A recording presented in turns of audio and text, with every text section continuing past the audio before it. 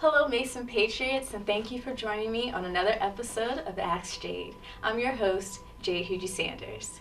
Today we have our lovely two guests, Devin Reed and Melanie Young. So if you could go ahead and do a quick introduction. Yes, my name is Devin Reed. I'm a sports management major. I'm a sophomore here at George Mason. And my name is Melanie. I am a social work major here at George Mason, and I'm also a sophomore. All right, well, thank you so much for joining me today. We have some great questions coming up. So for our first question, it's about the first year of college. Is it okay to fail one of your classes during your first year of college? I would say no. I think grades should matter. You should try to do your best in all of your classes.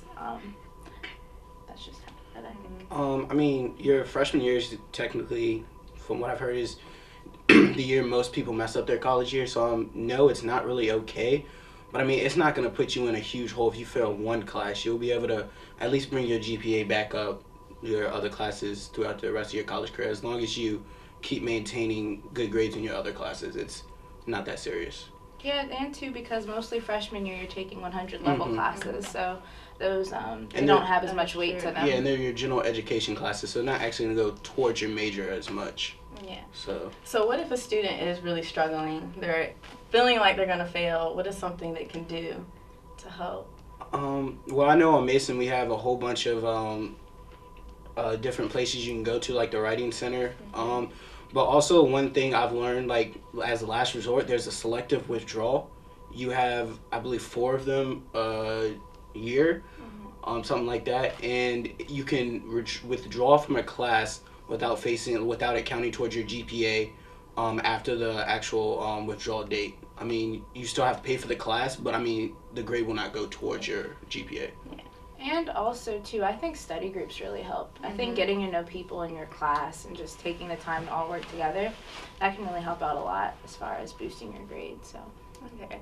Well, those are some really good answers, but I want to get to the nitty-gritty. I want some personal experiences. What is something that you've been through in terms of a class that was difficult? How did you get through it? Well, right now, I'm in bio, and that's pretty difficult. The professor isn't the greatest. And I think just relying on my friends, we just get together and we go through all the material, and it's helped me to not fail. I'm not flying with an A, but yeah. Mine is almost the same experience. My geology class I took this year, the first test I got a horrible grade on. So, a way that I've helped to improve that, I got an A on the next test. I really actually studied. I thought going into geology, I learned this in high school, this would be easy. I actually started studying for the second test. It's not as hard if you actually study, if you put the time towards it. So that's what I learned. Well, that's some great advice. Y'all really had some good points. Like they said, go into some study groups. Make sure that you're having good time management skills. And try not to fail. But if the class is difficult, definitely email your professor or go to an advisor and see what advice they can give to you. So that's the advice we have for this question. Look out for the second question coming up soon.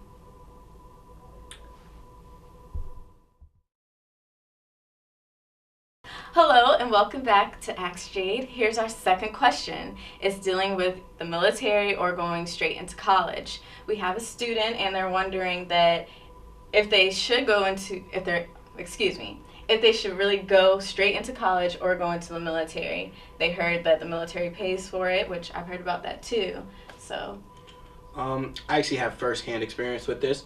My father's in the military, so before I came to college, we had this same exact discussion. There are actually different ways you can actually do it. Yes, if you go straight to the military after high school, they will pay for your college. You have the GI Bill that you can get. Or if you still want to go straight to college after high school, but you want the Army or any branch of the Army that you want to join, pay for it, you can still join the Army and go to college, and you don't have to serve 2 years outside of college after your 4 years, because during those 4 years you're still technically serving, because you still get shipped and not deployed, but shipped for basic training. So, and they will still pay for your college, and all you owe them is 2 years outside of college. And that's your full 6 years of service that you would have to serve towards them. That's pretty good. Yeah. So what was your determining factor? When I was talking to it with my dad, honestly, I thought about it, and it was honestly getting up at like 7 o'clock in the morning and running every morning. Yeah, that wasn't me. So, I mean, if you see it, you do have to get up pretty early if you join like the ROTC or if you just join the Army. You do have to get up early. And then also, like I said, you do get shipped out, I think, once a month. I'm not sure. Once a month to wherever you're stationed, and you have to do basic training and go through stuff like that, like if you were really in the Army. And so, I mean, you're in the Army, but they're also still paying for your college.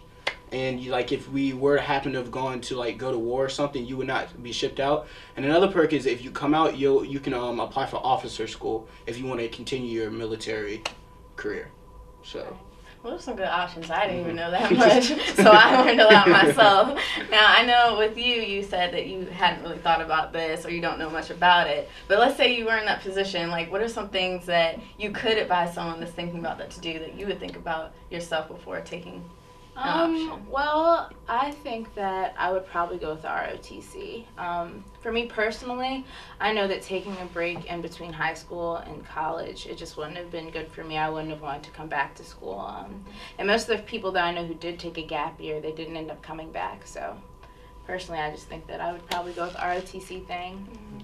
Well, those are some good options, and I've heard about a lot of people who've done the ROTC. It really does help and benefit. Plus, being in the military itself, it's just it's nice going on base. It looks great on resumes and everything. Believe me, I know I have a military ID card. You just get on base. It's yes, great. going on base, commissary, it's a beautiful thing. Beautiful. A beautiful life. So definitely take these things under consideration if you are thinking about going into the military and not going straight into college, or if you are thinking about doing both. Devin gave some great advice about how you can still go to college and do the military, so it's kind of an intermingling of the two. So I hope that helped you out if you are thinking about going into the military, and going into college. Look out for our next question.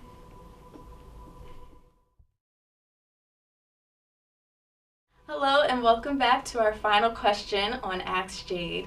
So this question is dealing with breakfast. Food. I love food, so I'm glad someone asked about food. So what is the best place on campus to get breakfast? Personally, I like Gold Rush. I would say Le Pat. I love Le Pat. Their breakfast sandwiches are so good, and their hot chocolate is amazing. So definitely. And at Le Pat, if you have a meal swipe, you can get 2 bagels and a hot chocolate for a meal swipe, if I believe, unless things have changed. Because believe me, that's what we used to do last year as a freshman. You know, sophomore, we don't have meal plans anymore. It's okay. But as a freshman, I would say Le Pat. It's quick, it's easy. It's right there in the JC in the middle of campus. They're, like she said, their breakfast sandwiches are really good. And I used to go there all the time last year. Yeah, well, that is good.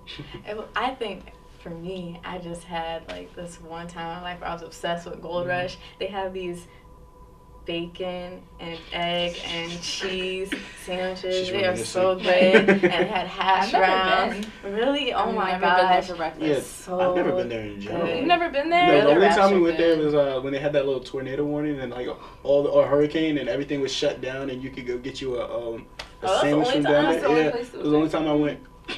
It was good. Whatever it was. So good. But I never went for breakfast. But Le Pat is good too. I like their, what is it, the buffalo chicken sandwich or something like that. It's really good. Oh, I mean, yeah, that's not it really is. breakfast, but it's good. They have other things other than breakfast, okay? Yeah, they have other things other than breakfast, but they do have some good breakfast food. Yeah. So I hope that helped you out with deciding on where you should eat for breakfast on campus. They have a lot of great things that you can eat on campus, and like they said, take into consideration the amount of swipes that you have because I was in the struggle. yes, the struggle can be real sometimes when it comes to being a freshman or a college student in general. I'm a sophomore and I still know the struggle. So no No meal plans. no meal plans either.